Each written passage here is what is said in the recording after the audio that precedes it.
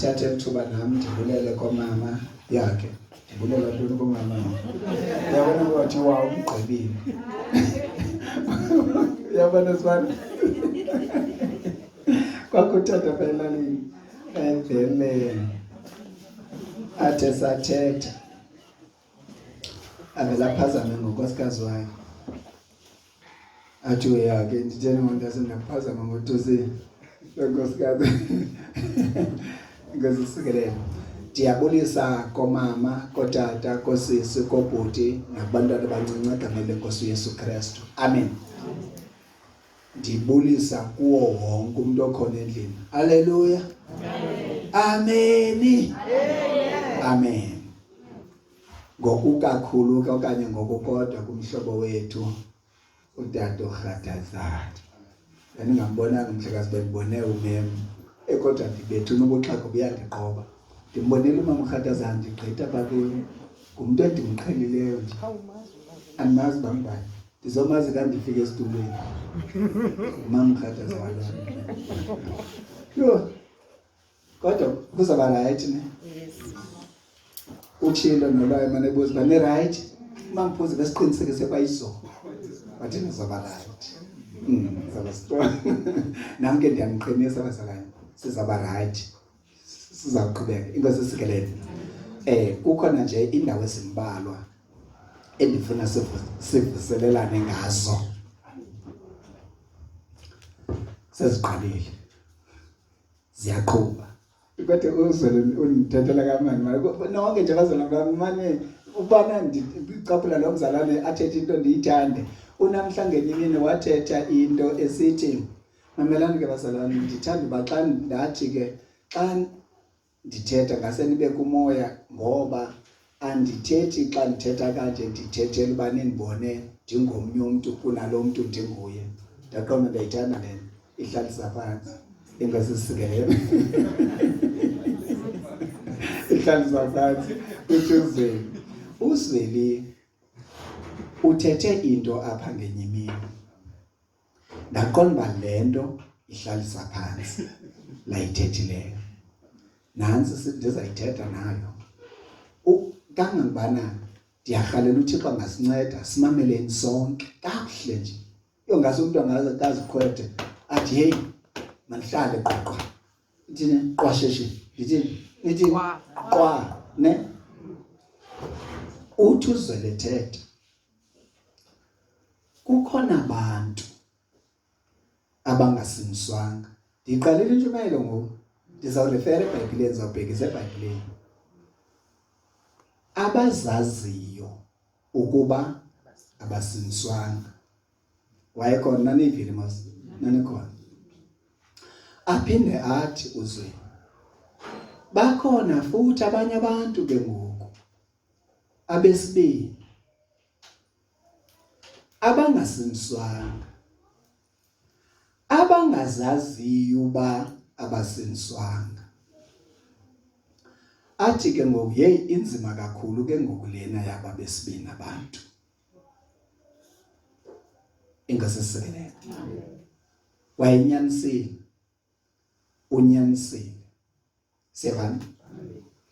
Ngoku andiyazi ke bazalwane bethu, mina ndiyazithanda kakhulu ezindawo zisikonektayo kanye zifika zicace zithi zawucaca apha emntwini zimenza ayazi uba ndenza kanje. Okukwenza kwam kanje eyona nto kuyithethayo ngam kuthi andikho kule nto. Okukwenza kanje okanye xa ndisenza kanje ukwenza kwam kanje kuthi ndikhona kule nto. Sevani. Ndiyithanda kakhulu ke ngoku ezo ndawo ezinjalo. Ndithi kandifumane ndisuwe ile ntetho kaZweli kule ndawo ngoba ndithi kandiyimamela mandeveze iveze niqhelileyo zayikota sawuyaba Matthew 7. Nyane ile nto manje yayithethwa nguZweli le. Ithi bakhona abanye abantu abangasiniswanga icacile yabo. Kube khona aba bangasiniswanga kodwa bangazaziyo ubana abasiniswanga. Xa sithetha lamazwi, sithatha lamazwi kaZweli siwase kokaYesu uMateyu chapter 7 uverse 21. Wafundeka ngohlobo pha kuYesu. Asingabo bonke abathi kum Nkosi, Nkosi, abayakungena ebukumkanini bamazulu. Hayi ndicela ke siyimameleni kakuhle. Asingabo bonke abathi kum, uYesu luthetha lamazwi. Uyasixelela uYesu ba akunguye wonke lo muntu uthi kuye Nkosi ozawungena ebukumkanini bamazulu. Make sisebenzise lamazwi athi xa sibheke sabo ubukumkani bamazulu ke sithi abazawungena ezulwini. Mos singatsho sithi ubukumkani bamazulu asizuqala ungena kubo ngela xesha siyongena ezulwini, ne? Okanye sizolandwa nguYesu. Ulawulo lukaThixo luhamba nokuthi ungena ngokubana uvumelane nokulandelelana nokuphathwa nokulawulwa nguye. Hayi kaloku basalali bethu, iBhayibhile ithi uYesu xa ebuya uzolanda ibandla, akazokwenza ibandla, uzolilanda. Ngamanye amazwi uzothatha abantu abaselulawulweni lakhe. Sifumana nakakuhle ekwesisikelelo masiyenike. Uthi uYesu apha asingabo bonke abathi kum Nkosi. Masize kule ndawo ke ngoku. Ngobani abathi kuYesu Nkosi? Ngaba abantu bangekakholwa kuYesu andithi?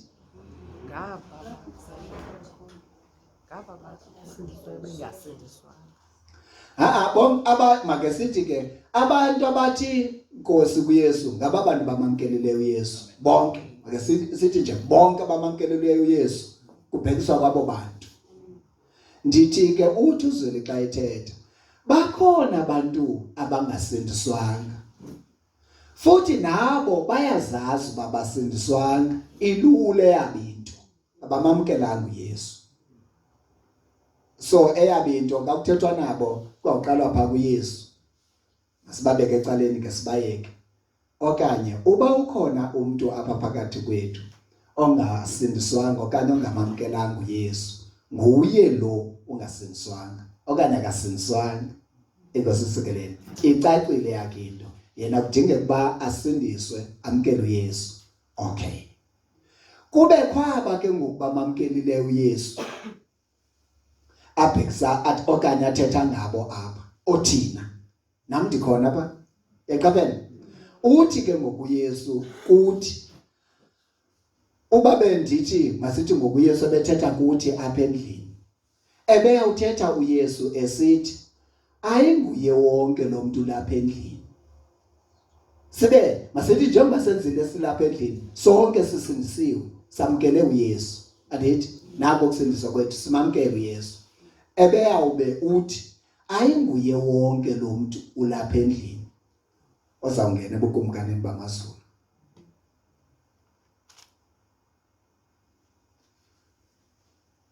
Ndiyithande ke ngoba uyachaza uba ngabaphi. Athi ngegqitha ngokwenzayo ukuthanda kukaBawo osemazulwini. Ngamanye amazwi akaphindanga futhi wasishiye edizeni uba sishiye ke sisithi inoba ngabaphi, inoba ngabaphi. Mamela ke uthi asingabo bonke. Ngamanye amazwi kubo bonke abantu abamkele uYesu, okanye ngokwalentetho yethu yale mihla, kubo bonke abantu abasindisiweyo, okanye kawuthatha bonke abantu abasindisiweyo ubabeka apha, hayi wonke lo muntu uzawungena emazulwini okanye ebukumkanini bamazulu, okanye uzawungena elulawulweni lukaThixo, okanye uzawuthathwa. Mosiya ubetshilo noSquash apho bana bazoba bebabini besila kuthathwa omnye umnyasana.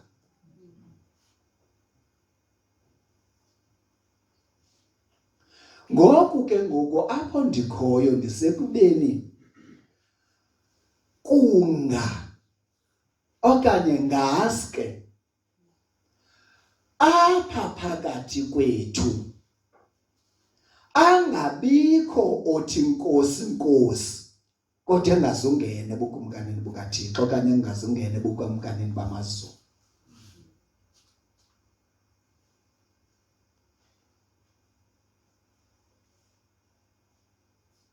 Kawuza kule portion yesibini ithi ngokwenzayo theni ozawungena. Hayi wonke umuntu, ayinguye wonke lo muntu othi Nkosi Nkosi. Asingabo bonke abathi kum Nkosi Nkosi abaya kungena ebukumkanini bamazulu ngokwenzayo ukuthanda kukaBawo osemazulwini. Yemaqheba ke siyayiva nyani. Itsho ngohlobo, andizothi enye into futhi. Ngokwenzayo. Ayithi ngokuthethayo ukuthanda ukaBawo wethu wasemazulwini. Ithi ngokwenzayo.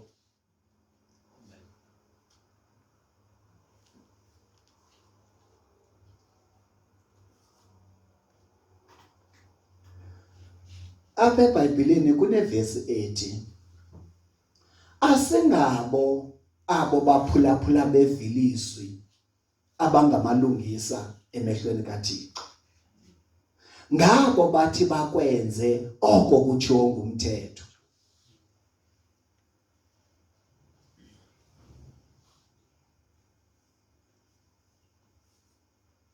Ithi kwenye indawo musani ukuba ngabaphulaphuli nabevi belizwi kuphela nizidephisela.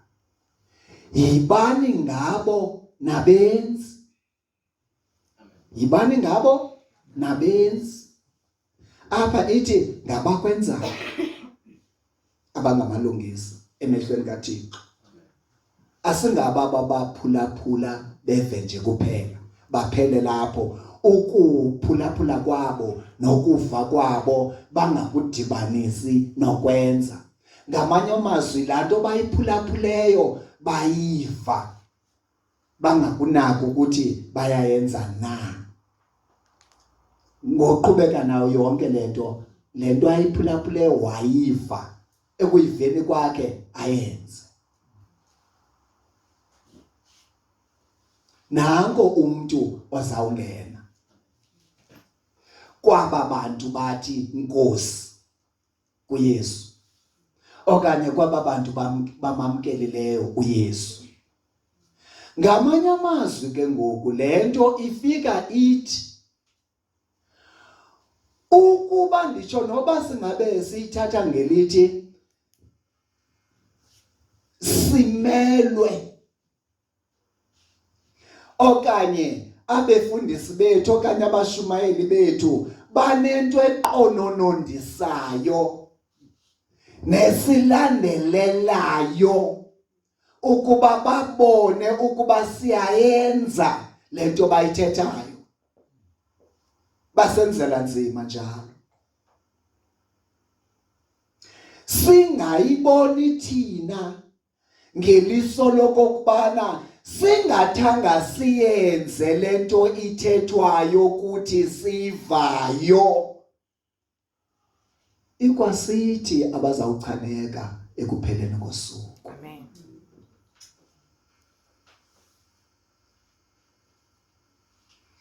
Uthi uDlamini eshumayela kwiDeuteronomy efike kwindawo ethi xa kufundwa kuyo eli lizwe niwelela kulo uYehova uThixo wenu aninikayo lilizwe alikhathaleleyo uYehova elizuza imvula ngexesha layo eningasazukubulaleka kulo nilinkcenkceshela njengoba benisenza. Athi xa icacisa kuloo ndawo ukuba besinokwazi ukuba le ndawo uThixo afuna ukusisa kuyo ingcono kunalesi kuyo ngoku, besingeke sisokolisane nokuvumelana noThixo kuloo nto ayithethayo yokuthi siye kule ndawo afuna siye kuyo.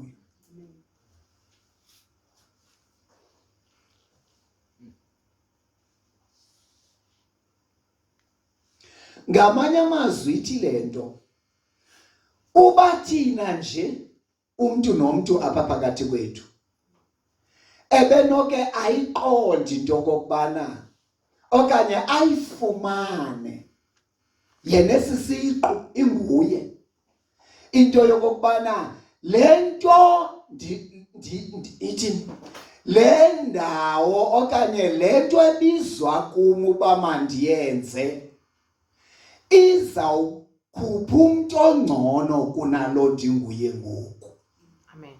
Okanye ekwenzeni kwam ngale ndlela kuthiwa mandenze ngayo ngoku kuzawubonakala umuntu ongcono kunalo ndinguye ngoku. Amen. Uba besinoyamkela ngolo hlobo okanye besinoke siyiqiqe siyiqonde ngolo hlobo, ebengawuthi umuntu xa kuthiwa suka okanye yeka ukwenza ngolu hlobo, yenza ngolu uhlobo, ebengawusokolisa ukuvumelana naloo nto.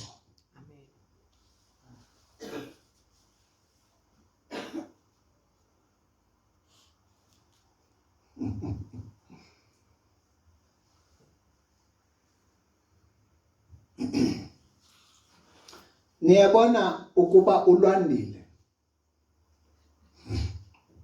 wayengayazi bisuthi yintoni nokuthi izawumncedisa ngantoni lo suti xa enayo. Wayezawuthi la mem ngokwathetha ngokumthengela usuti afane nongazomthengela suti.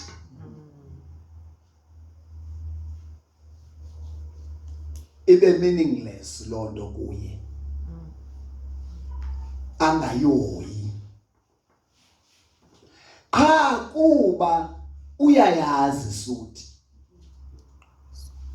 akaphelelanga ekwazini suti, uyayazi ukuba nesuti kwakhe kuzawuthetha ukuthini kuye.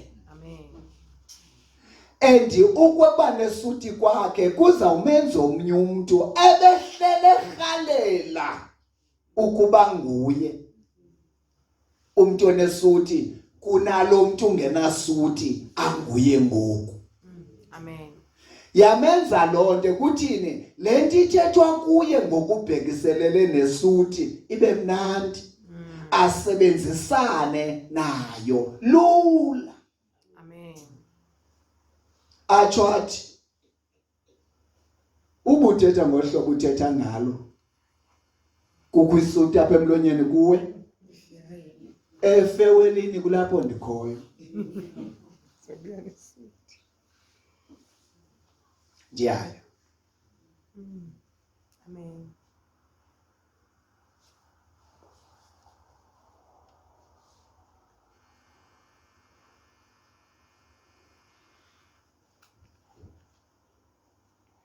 Yabazalwane,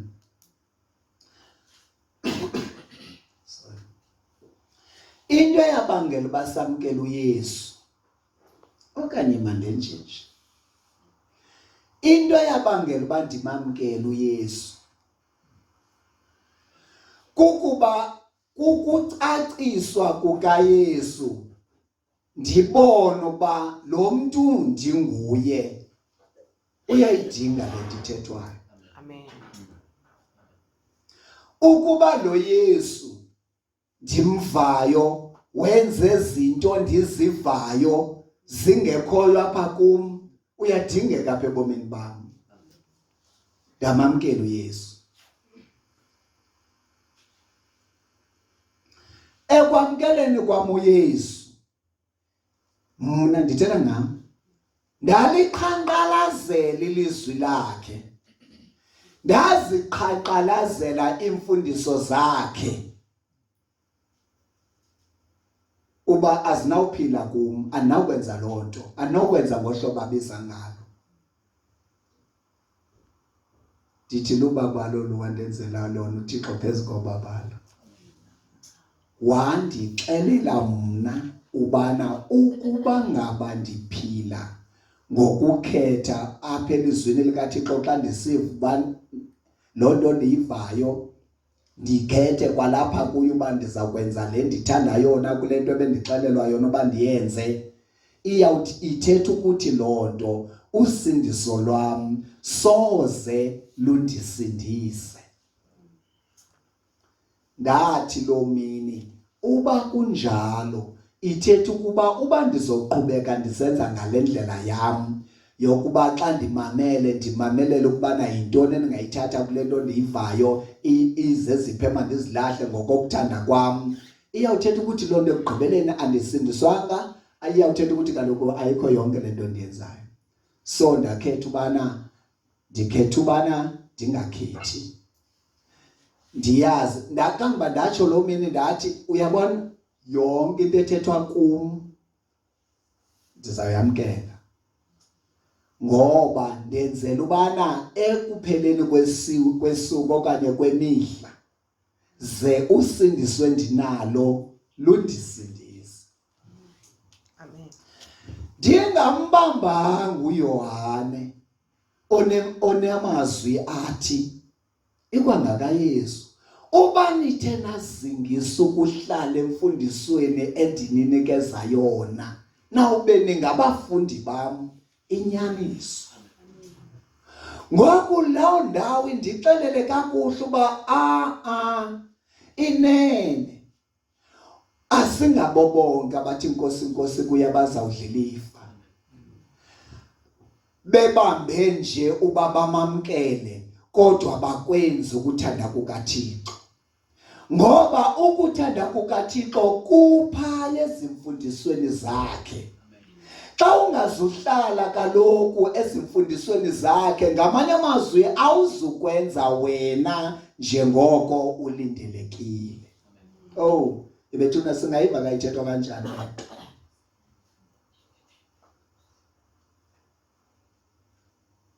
Ngoba zihlobo zenkosi, ukuba izwi likaThixo lithi ukuba sithe sazingisa ukuhlala emfundisweni asinikeze yona, sawube singabafundi bakhe inyaniso.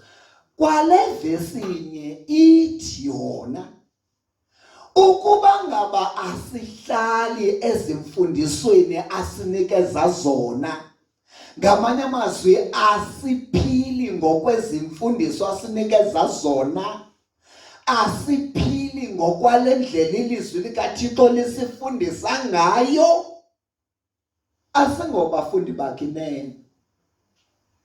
Ngamanye amazwi asingobafundi bakhe benyaniso.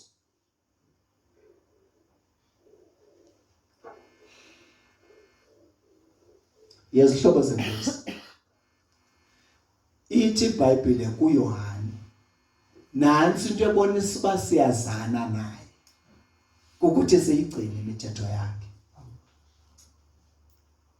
Ivesi elandelayo apho kuchapter 2 enguverse 4 u3 lo ongenhla othi uba nansi into ebonisa uba siyazana naye ukuthi siyigcine imithetho yakhe. Ungamtyhila uYohane wokuqala chapter 2 verse 3. Uverse 4 phaya uthi ukuba umuntu uthi wazana naye abe phofu engayigcini imithetho yakhe ulixoki. I think enye version ithi inyaniso ayikho kuye.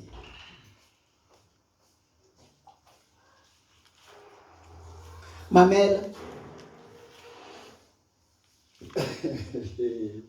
yebethuni la verse 3 utsho setshila uYesu ukubana asingabo bonke abathi Nkosi kuma bazawudla ilifa ubukumkani bamazulu okanye bazawungena ebukumkanini bamazulu. Njengoba esitsho la verse 3 pha ubana nansi into ebonisa uba siyazana naye.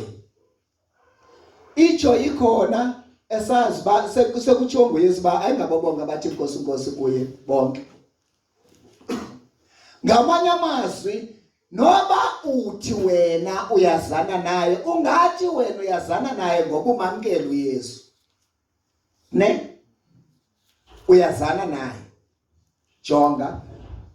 Ukuba ukwazana kwakho noYesu, okanye nawuphi umuntu othi ukwazana kwakhe noYesu ukuchaza ngoba umamkela uYesu, utsho ecaleni.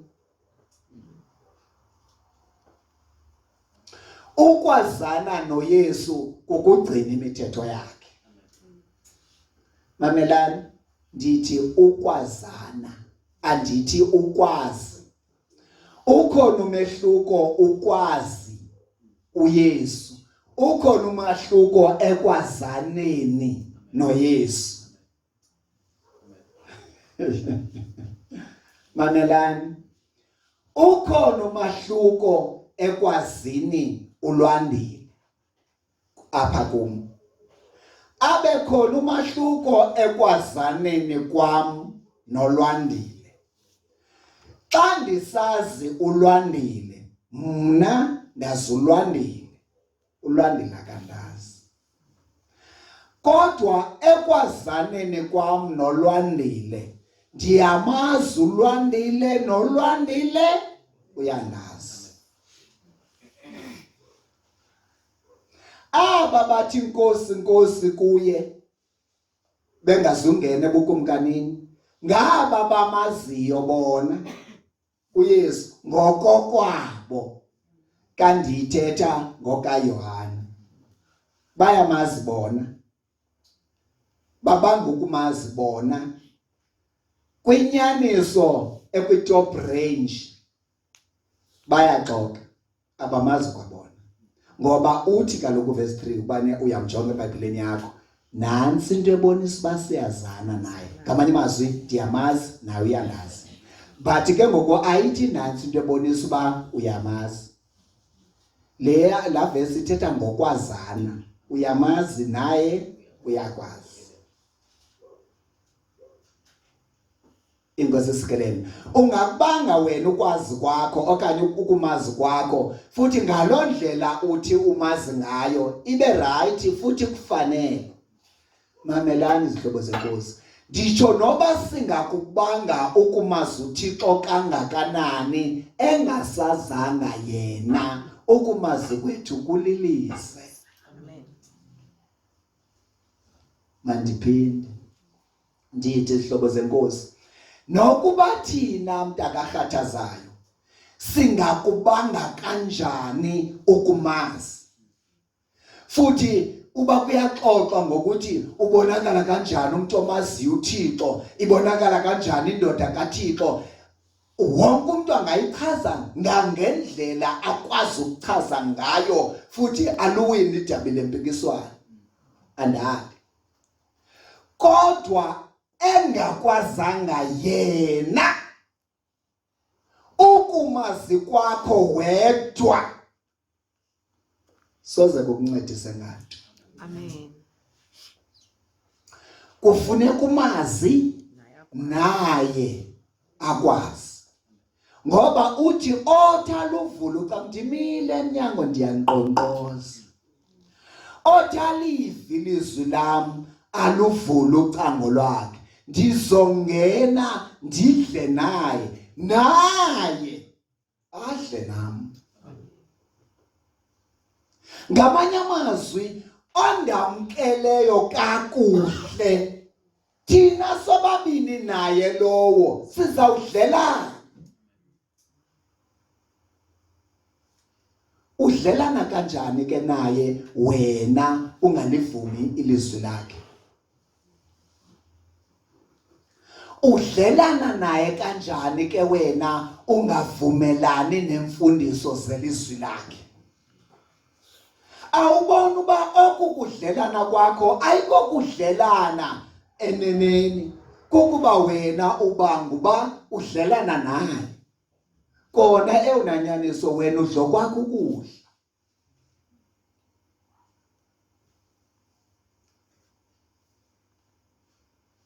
Amen.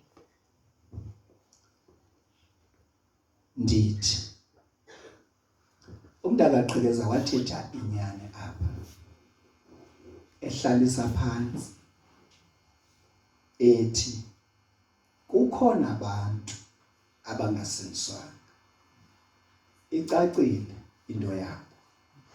Kube khona abanye abantu besibini futhi abangasindiswanga kodwa abangazaziyo ubana abasindiswanga. Kutheni bengazazi uba basindiswanga? Kuba bona bazixelela uba basindisiwe. Usathana ubamfamekisile ukubana bangayiqapheli okanye bangaziqapheli indawo ezithile apha ezimpilweni zabo. Ukubana ukubakho kwezo ndawo zithile ndithetha ngazo ezimpilweni zabo kuthetha ukuthi inyaniso ngabo abasindiswanga. Masithi Madlamini, wena uthi, ndithe masithi, uqaphele loo nto, underline, andithi kunje, ndithi masithi, wena uthi, xa uthetha nawe, usindisiwe. Futhi ke dade bomnganam wawumamkelile uYesu. Uba kwakufuneka uphakamise isandla ngolo hlobo wamamkela ngalo wenza lo sign wayenzayo, wayenza loo nto kwakuthiwa yenza. Futhi nawe xa kuhlatyelelwa ingoma, wena ke njengoba ndithetha noMadlamini wena ufake lakho igama. Xa kuhlatyelelwa ingoma ngabazalwane besithi siyezulwini ngenye imini. Yeke ndizanibhidisa. Andifuna uthi mna ndiyanibhidisa. Ndinibhidisa kanjani ndiqala? Tyhini. Uyayiva? Bayahlabelela abazalwane. Bathi baya ezulwini ngenye imini. Nawe uhlabelele uthi uye ezulwini ngenye imini. Futhi njengoba uhlabelela usitsho uyilandela le ngoma, nawe uzixelela uba ndiye ezulwini and I mean ndiye ezulwini. Ndithetha ukuthi ndiye ezulwini. Nyani. Ithi ndingemka kweli phakade kaloku nje ndiyakhona ngqo. Ndiyobonana neNkosi yamakhosi. Kodwa kwawena Madlamini ukhona othile omthile. Ongamthandi. Futhi uyayazi loo nto. Akusithelanga. Kube kubhaliwe kwincwadi kaYohane ukubana angamthanda kanjani umuntu uThixo angambonanga kodwa ethiye uwabo apha kufutshane naye. Athi uYohane thina siyazi ukuba kukho sibulala mntu sinobomi obungunaphakade kuso. Amen. Uqhubu uYohane icacisele ndaba athi lo muntu akamazi uThixo futhi akambonanga nokumbona. Aqhubu uYohane athi lo muntu lowo akazi nalapho ayakhona. Amen. Uphile bumnyameni futhi ubumnyama bumfamekisile. Njengoba isithi akazi apha ayakhona, ayithi akatsho ubuyaphi. Uyatsho yena. Utsho le ndawo acimba uya kuyo ilizulu. Kodwa ngenxa uba uSathana ehambe emenze izinto ebimele uba uziqondile akaziqonda, izinto ebimele uba uziqiqile akaziqiqa, akalibali yena kolu hambo lwakhe esiya ezulwini. Kwenzeke ntoni? ithi kaloku iBhayibhile bazalwane bami kula Yohane ukuba unomuntu omthileyo uphile ebumnyameni. Futhi ndimthandwa icacisa kakuhle cha ndiyazi bakutheni ingavuka nje le ndawo ngoba uthi uphile ebumnyameni othiye ogxa wakhe usebumnyameni inangoku. Inangoku ukuthini? Inangoku ukutheni? Inangokwathi yena usekukhanyeni. Kaloku bazalwane bami yini nifuna ndiqale phezulu ngoku ithi kaloku yona uThixo ukukukhanya. Abaphila kuye ke baphila ekukhanyeni. Athi ke sisaqhuba njalo kuba uThixo ukukukhanya nabaphila kuye baphile ekukhanyeni kodwa onomthileyo umuntu. Kodwa yena lo othi ukuThixo okanye unoThixo okukukhanya kodwa kwayena unomuntu amthileyo usebumnyameni ke lowo. Athi futhi ubumnyama bumfabekisile akazi nalapho ayakhona. Ithi uyamfamzela.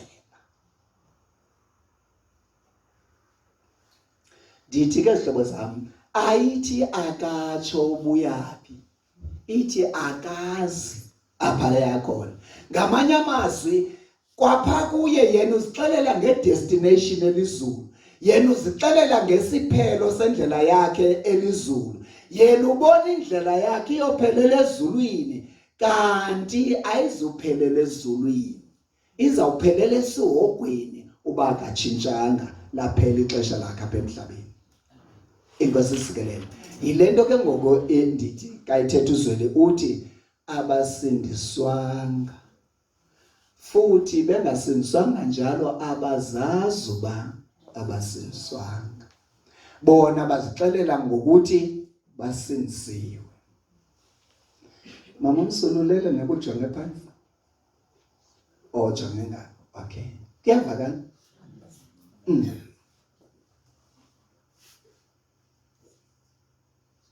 Kumbhalo lo.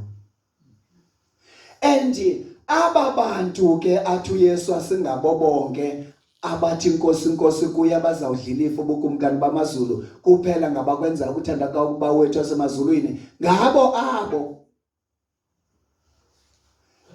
Siyayazi nje kule mihle siphila kuyo uba kuyakwazeka uba kwa apha ekuhlalweni apha ekuhlaleni kwethu ngapha kokuba kusaziwa uba usibanibane ngumzalwane kodwa kukwaziwa kwafuthi into okubana indlela angcole ngayo.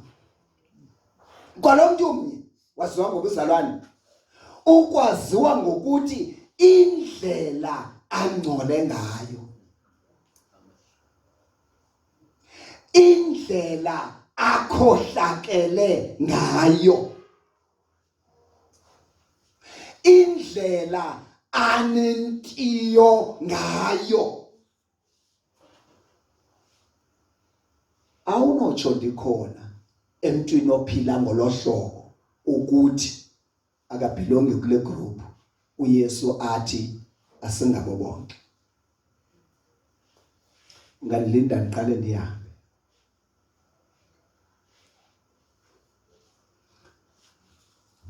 Mamelani hlobo zenkosi.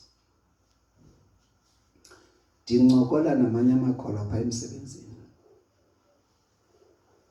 Bayakhonza lamabandla.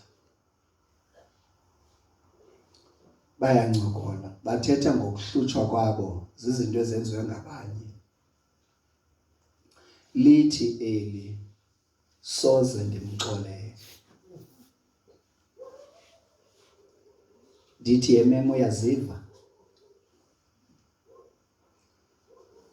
Ngawo yonke inhlonipho ndiyayivumela.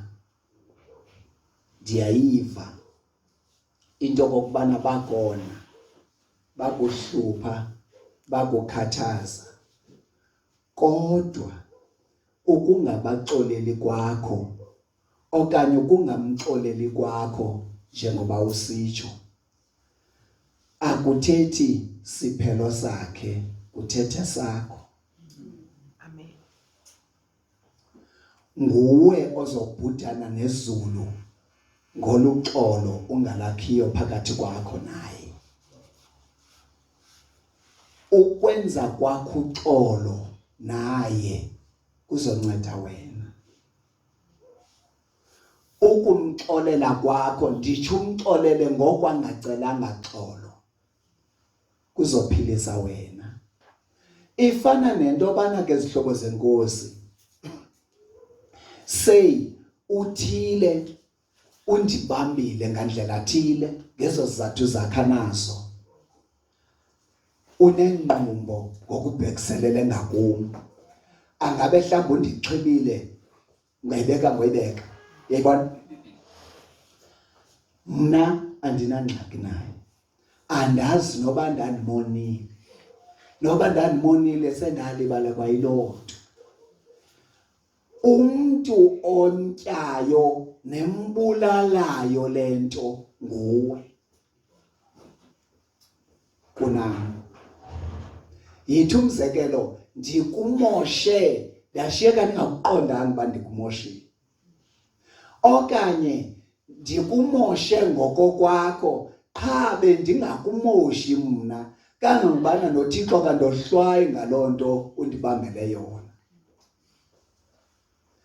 Qha wena kwelakho icala uyithathe ngoba ndikumoshile. Make senze umzekelo ngomama uNtathawe kobabunqina bakhe.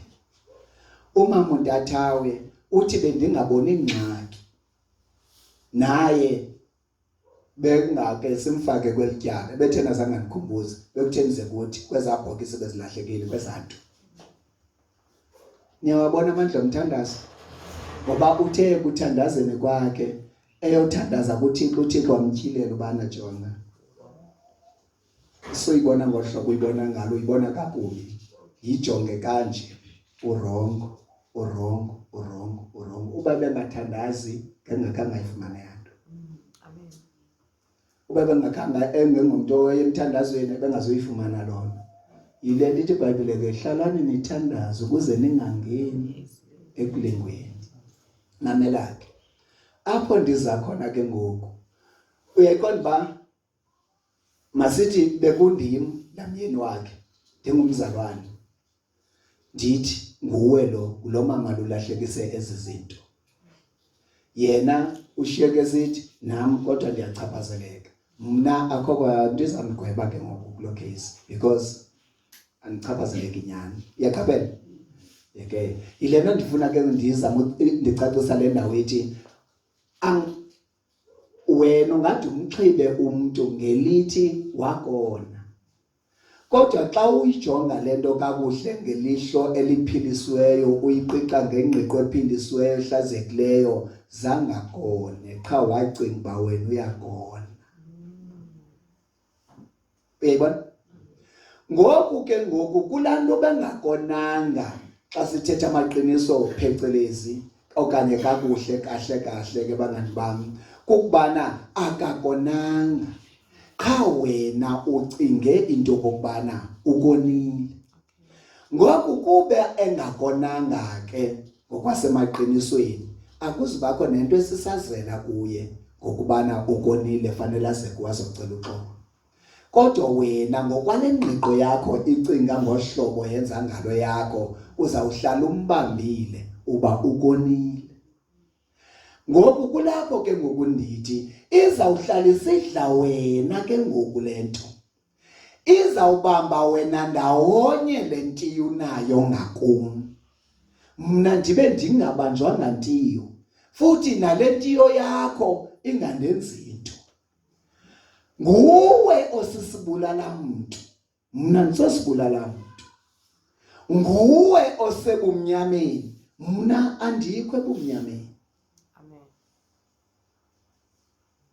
Masithi likhale kuwixilongo. Ngoku sahleli apha ebumnyameni. Futhi ke kuba ke ngokuthina singabazalwane bakho. Sizawuqhubeka. singabazalwane bakho sekunjalo. Siye kwakho okanye kwenu siyokungcwaba. Uchabelalo ngumamzulu into engathi nje. Enduchabe uhamba nathi. Kanti uhamba nathi ubekele kude kuthi. Ngoba besizithethe izindawo. Ukubekela kude kukungahambisani nalento ithethwayo.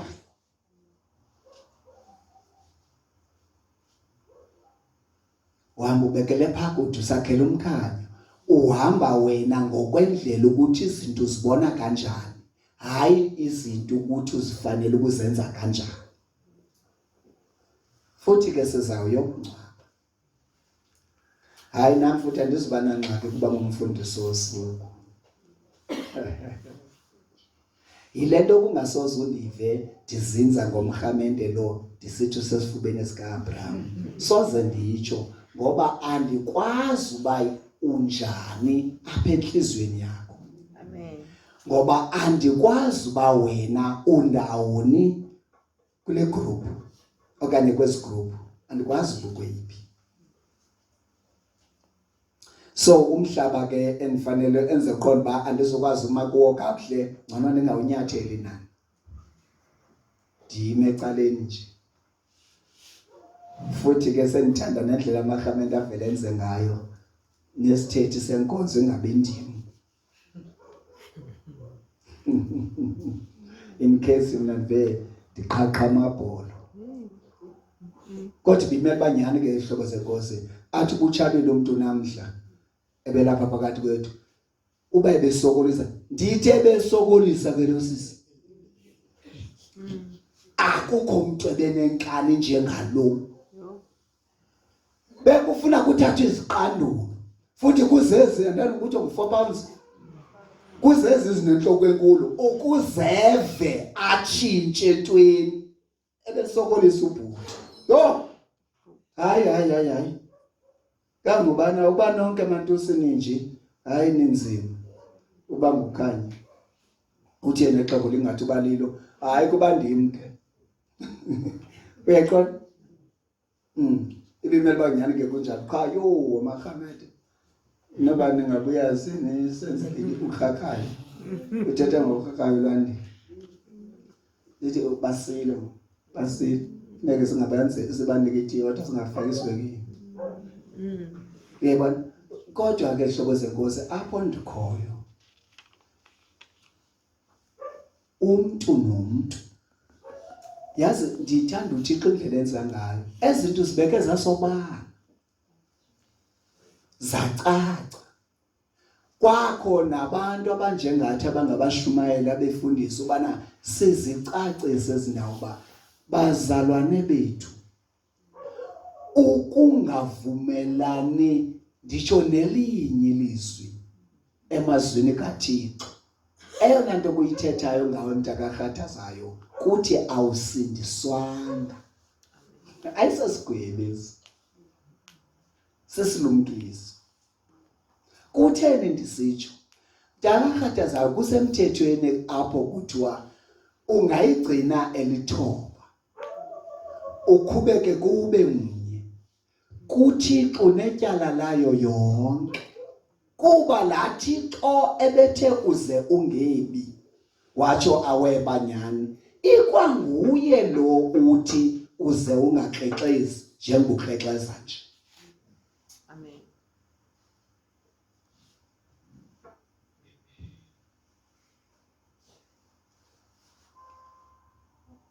Kwakusithi ngosapho kwakuthiwa kuThixo 90% level 7 is equal to fail.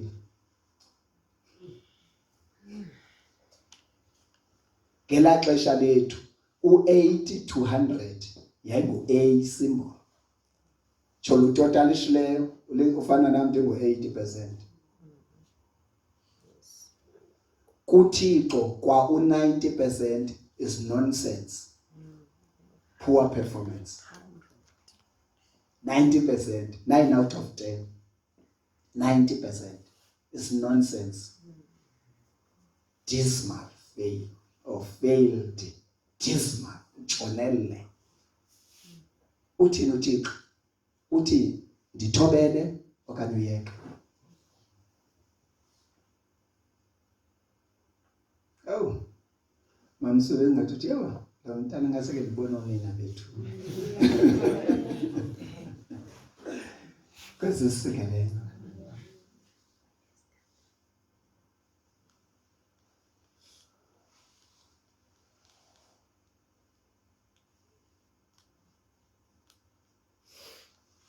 Simelwe izihlobo zenkosi.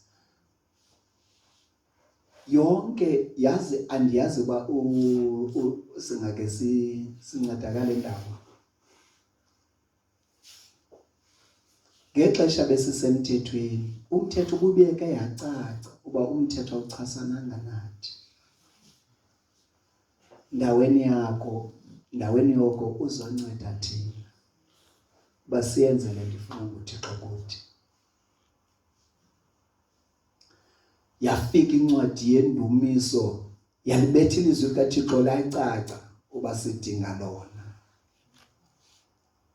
Ibimele ba xa kungoku singabantu ndandicinga uba mna bawuthi kungoku Dlamini ukuthethwa kwelizwi likaThixo nokulangazelelwa nokwamkelwa kwalo phakathi kwethu kube kukwizinga eliphezulu. Yasibonisa iDeuteronomy into kokubana sidingela ilizwi ukuze sihlale singababantu uThixo bezabona.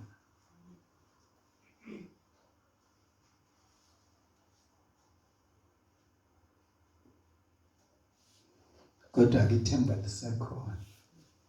Inkosi isikelele. Ndiyarhalela ubana ningathi kanti iphulaphula umuntu angaphulaphuli ngengqondo yakhe, aphulaphule ngenhliziyo yakhe.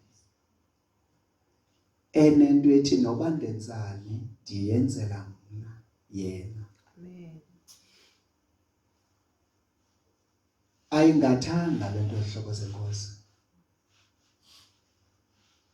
Ayikukuba mama uphuza sifuna niphile ngcono ukuze sizuze igama ngenxa yenu. Umnqweno wethu kukubana umzalwane ngamnye apha phakathi kwethu angaphila usindiso oluza kumsindisa. Usindiso ke olusindisayo lusindiso oluvumelana nokutsho kukaThixo. Siyayiva bana ithi ngaba kwenzayo ukuthanda kwaBawo wethu osemazulwini.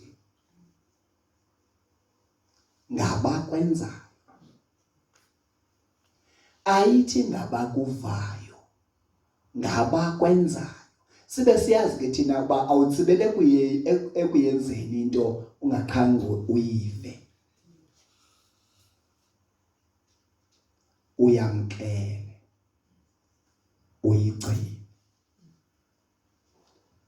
Uyifunde uhambe kuyo. Ihlobo zenkosi. iBhayibhile ithi kuzodlula umhlaba namazulu eqhuqhumba zombini ezo zinto zingafunyanelwa ndawo. Kodwa emazwini kaThixo akuzodlula nesuntswana kude kube kanti konke kwenzekile. Amen. Okokuba ngaba ke bazalwane bethu sintanganye kuloo ndawo. Ukuba uYesu uthi singabo bonke abathi Nkosi Nkosi kum abazawudla ilifa ubukumkani Bamazulu, uthi asingabo bonke. Umbuzo kubana wena ukweliphi icala? Wena okanye umuntu nomuntu azibuze yena ndikuliphi icala? xa uzibuza ngokubhekiselele ekwenzeni ngokwale ndlela ilizwi libizayo kuwe. Kunombhalo othi apha eBhayibhileni ukuxelelwe